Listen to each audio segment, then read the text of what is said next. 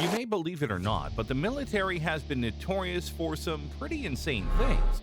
From controversial missions to hidden secrets, the military's past is full of some shady and mysterious things that can drive you crazy. So without wasting a second, let's see the insane things that used to be legal in the military. The U.S. Camel Corps.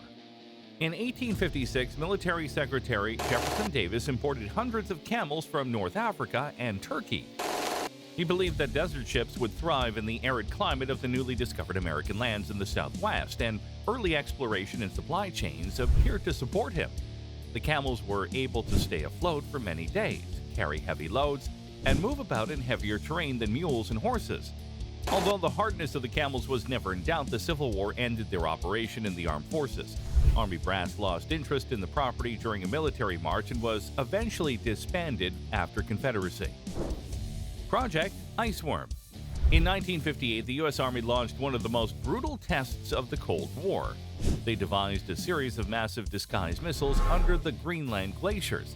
Once operational and hidden under the Arctic ice, the sites will be ready for possible nuclear strikes on the Soviet Union. To test their designs, the armed forces began building Camp Century, an ice shelf built on what is thought to be a scientific research center. The massive fortress was composed of underground tunnels carved out of ice and reinforced with steel and ice. It housed more than 200 seats and boosted its research facilities, a hospital, and a theater, all powered by a modern portable nuclear power plant. Camp Century may have been a technological marvel, but it did not resemble Mother Nature. The FP-45 Liberator. After World War II, U.S. Joint Committee on Psychiatry began looking for a way to fight the warring factions in the Axis-rich countries. The result was an FP-45, a small single assault rifle that could be built on a cheap surface and thrown into the air in enemy territory. The theory was that the fighters would use unarmed rifles to kill enemy soldiers and take their weapons. The U.S. produced 1 million FP-45s between June and August of 1942, but the guns failed to catch in the air. The commanders, in collaboration with the intelligence services, found it impossible, and European soldiers preferred the Sten, a small machine gun made in Britain. Project Pigeon. During World War II, psychologist D.F. Skinner received military support for a seemingly invincible weapon, an arrow aimed at a dove. After using conditioning to train pigeons to click on pre-selected images, for example an enemy warship, Skinner placed the birds inside a specially designed snout. This small staff room contained a plastic screen showing a picture of the weapon's flight pattern. By tapping the screen, pigeons can change the arrow keys and effectively direct them towards their target. Early simulations showed that the birds were pilots, and the project gained the approval of physicists and psychologists. Unfortunately for Skinner, the military refused to support this strange idea. Flying aircraft carriers. Airline carriers may seem like science fiction, but the U.S. Navy tested 2 airline carriers before World War II. The U.S. Akron and Mason were sturdy, lightweight airplanes that used helium to float in the sky. Unlike many aircraft carriers, these 800-foot-tall behemoths played with built-in hangars that allowed them to launch, reload, and maintain 2 aircraft arriving at 5 Curtiss Sparrowhawk flights. The planes were launched from a T-shaped position at the bottom of the boat and could no longer be taken in the air by lowering the skipper's arm and holding a skyhook attached to its wings. The Navy had high hopes of using Akron and Mason to regain information, but both aircraft carriers eventually crashed. The Edgewood Arsenal drug experiments. Since the 1950s, Edgewood Arsenal of Maryland had been the home of a military research program for mind-altering drugs and other chemicals. More than 5,000 soldiers were acting like pigs in this operation, which was aimed at identifying non-lethal agents that could be used to combat investigations. Army agents were given everything from marijuana and PCP to mescaline, LSD, and a depressant chemical called BZ.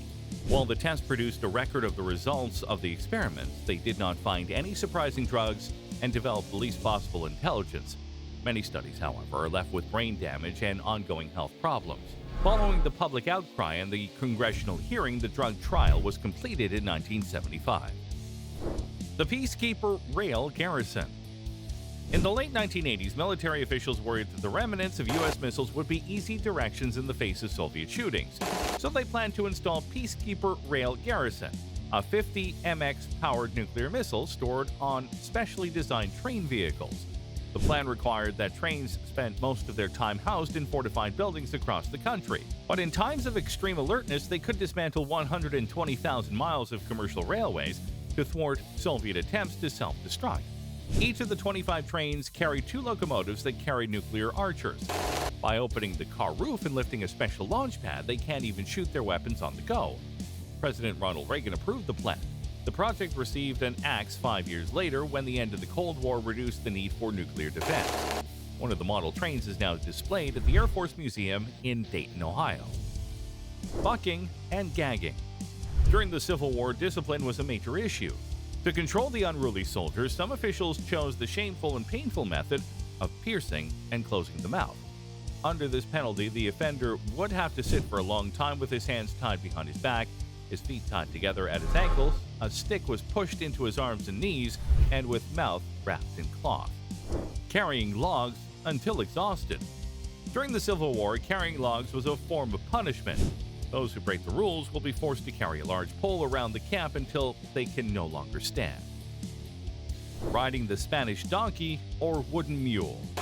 Civil War officials did not interfere. Minor crimes such as dragging, fighting, or drunkenness can get you on a very hard wooden mule. Wood veneer, a small rail that is high enough for the victim's feet to touch the ground, is considered one of the most vicious abuses.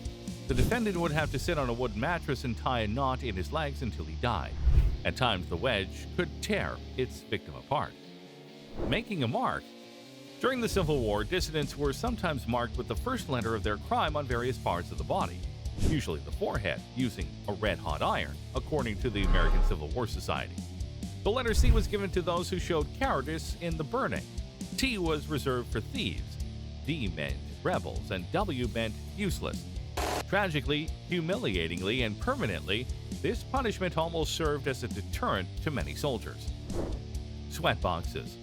A steam bath is nice, but can you imagine being stuck in a sweat box for hours and days without food or water? During the 1850s, the sweat box was used as a punishment for indifference and serious injustice among members of the military. Whipping. Outlawed in 1861, whipping or beating is the thrashing of the human body with rods, lashes, whips, and comparable objects. Troubled soldiers were often beaten on their backs and ankles for minor offenses. Tied to the rack. Wilkinson says men would beg for demise over being tied to the rack. A devastating punishment involving slavery, people would ask to die for imprisonment. The victim's entire body used to lie on his chest and his chest pressed against the metal edge. Tying his thumbs. Another ancient punishment during the Civil War was the imprisonment of both thumbs on a strong branch of a tree. Soldiers would be left hanging for hours for small crimes they had committed. It was the punishment that appears to defy each human rights law and the legal guidelines of physics. Let us know in the comments what other videos you'd like to see on this channel.